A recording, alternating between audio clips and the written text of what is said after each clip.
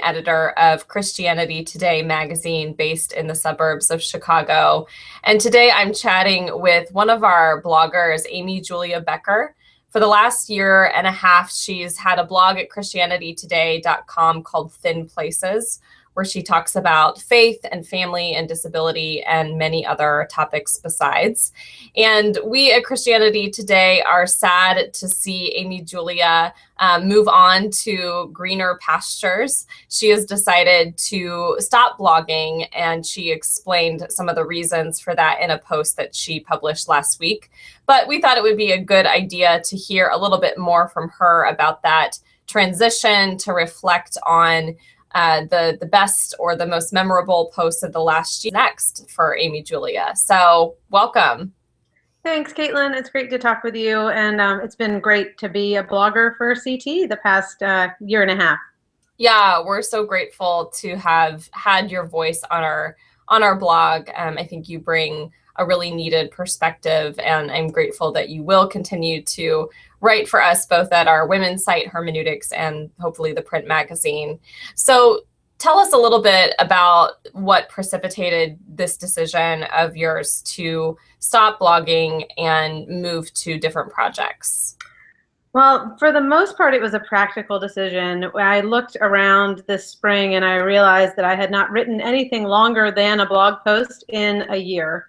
Right. And although my ideal would be to be working on bigger projects, whether that's articles for magazines like Christianity Today or other magazines, or working on books and blogging, I'd love to be able to do both. The reality was setting in that doing both, at least at this stage of my life as a writer and a mother, was not happening.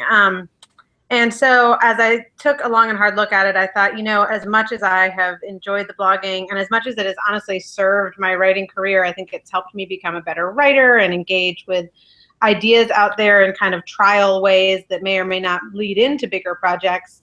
If I'm not doing any of the bigger projects, then I need to let that go.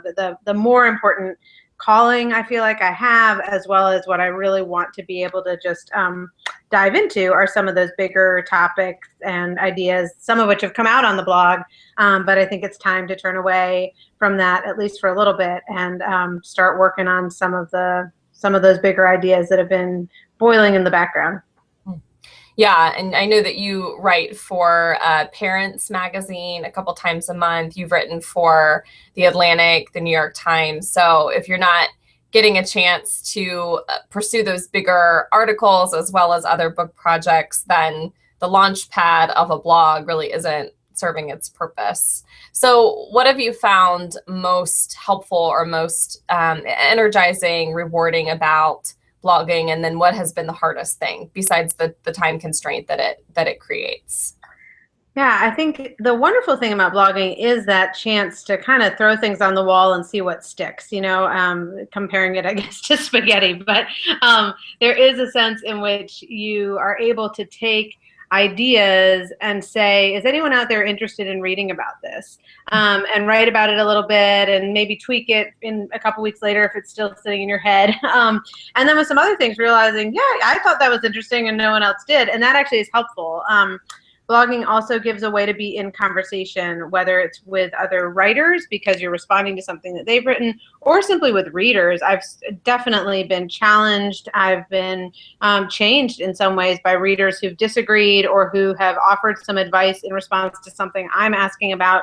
And that's a pretty neat, you know, thing we've got through this new genre, relatively new genre of blogging. So, and then just writing for publication, essentially day after day after day, just makes you get better at writing and at constructing an audience and at anticipating what people are interested in.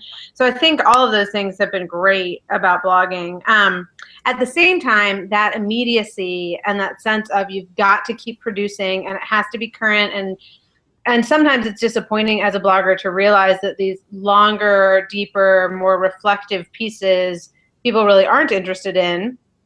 as much as they're interested in something that's about pop culture or the celebrity who's in the news this week, or something that feels much more momentary. And some of that, I think, is a symptom of some cultural issues we're facing. Some of that is just one of the restrictions and limitations of the genre. Blogging is immediate. You know, it's hard for me to search my blog and find something that I wrote months ago, much less for someone else. So I think some of the great things about blogging are also, you know, demonstrate its limitations, and that's part of what I'm running up against right now. Mm-hmm. Mm-hmm. What are some of the most memorable posts of the last year? You mentioned that blogging gives you a chance to try out new ideas and get that immediate response. What are some of the posts that you've published that really stand out as serving that purpose well, or serving a larger mission that you have as a writer to get a particular message out?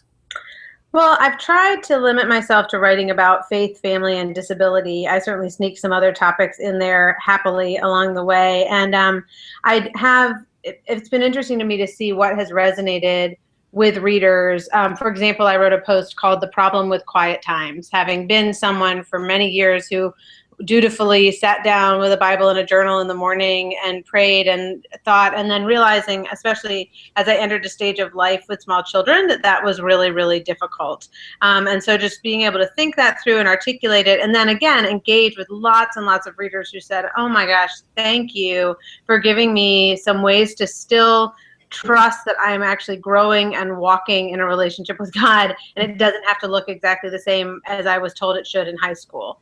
Whether that's because I've grown up as a human being or because I'm in a different stage of life or whatever. I've also been able to write about disability, and especially surrounding prenatal testing, because I think there's a lot of just misinformation out there, both in our kind of secular culture, but also in within the Christian culture.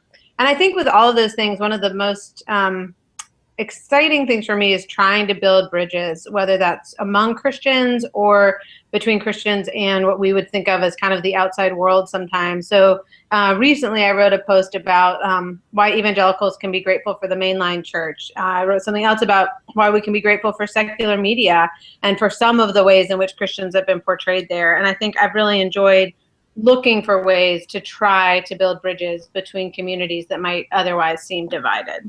Mm-hmm. Yeah, and that's a great segue for my next question, which is those times that you have intentionally wrote about topics other than faith, family, and disability. Yeah. Last summer, you had a really extensive series on race and racial reconciliation in the church that started, I think, an important conversation. More recently, you've ventured into the topic of contraception and evangelicals' use of contraception and thinking about contraception.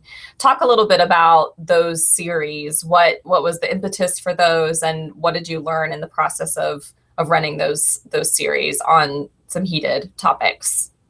Yeah, I think in both cases, it seemed like these are really important topics.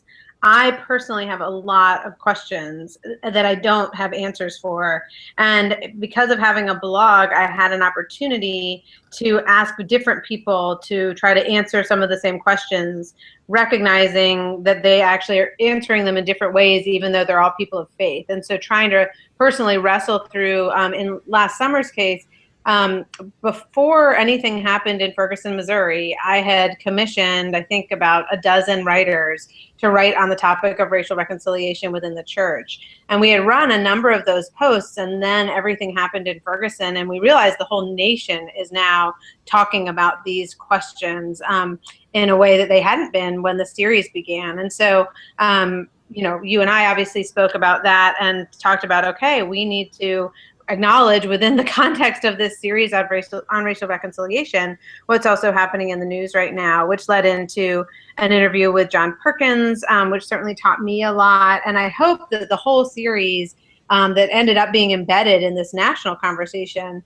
helped people, certainly helped me, start to think about what are some of the assumptions, what are some of the history, and what are some of the ways in which the church has played a positive and healing role, and what are some of the work that we still have to do to try to really see what the kingdom of God might look like if we bring that to bear on some of the questions of injustice and systemic racism, as well as individual responsibility and communities taking care of one another, and honoring the police who are trying to take care of communities, all of those different knotty issues, trying to address that from a faith perspective. And yet, as a person who lives in a largely white, small town, knowing that there's only so much I can say about that, and yet knowing it's really important to me, to my kids, to my community, so trying to get some voices together to talk about it. And with contraception, although it's a very different topic, it was similar in the sense that I felt like I had a lot of questions that I didn't think I wasn't reading a lot about from other Christians,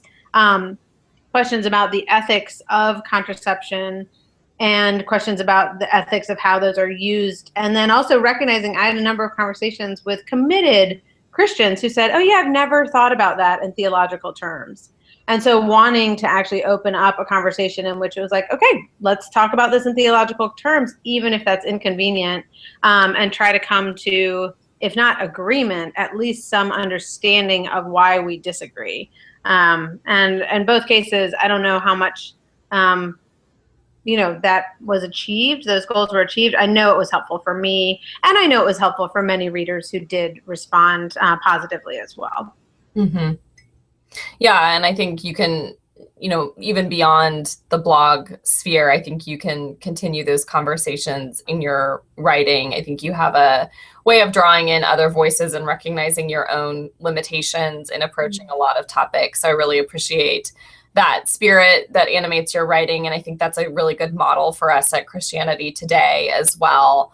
That we obviously make editorial decisions and certain things that we will cover and not cover. And we have a certain strategy, but we also want to bring together many different voices, understanding that we're all limited in our own experience and historical and theological perspective. So now that you have all this time, this free time on your hands, that you're stepping away from the blog, so I know your schedule's just free as a bird. What are you looking forward to investing in, projects or other books? I know you've written 3 books thus far. What are some of the other projects that you're looking forward to digging into? Well, it is true that I am stepping away from the blog in order to work on bigger projects. And I think the first one of those is going to be spring cleaning when it comes to the closets in our house. But soon thereafter, no, I truly am. I am excited to start working on a new book, which at the moment is just an idea. I have an outline of chapters, and it's about reading out loud with our children and the experience of reading in families and the what that gives to a family. So it'll be talking about education, it'll be talking about communication and community, and we'll see where it goes. I have a lot of research to do, and a lot of writing to do, and I, at least through the summer, will just try to work on that, 2 hours, 3 hours a day. And then otherwise, I want to be a mom. I want to go to the beach with my kids. We have, I'm in a privileged position where I have the time and ability to do that. So I'll be working on that project through the summer. Probably in the fall, I'll try to pick up a little bit more writing time that's official. But I'm looking forward both to digging into that and also just to having some time with our children and enjoying these years with them. Yeah. Well, I'm so appreciative of the time and energy and thoughtfulness that you've invested in the blog and in Christianity Today more generally. And I look forward to seeing more of what you'll write for us when you have the time. So, Thank you. As I said at the beginning, for those who are listening, Amy Julia will continue to write for us. She has a post even going up this week on Hermeneutics, our women's site. And if you want to read more and hear more about the particular projects she's working on, including this new book about reading with our families, you can go to amyjuliabecker.com. So thanks for being with us, Amy Julia. Thanks so much for having me, Caitlin. Bye-bye. Bye.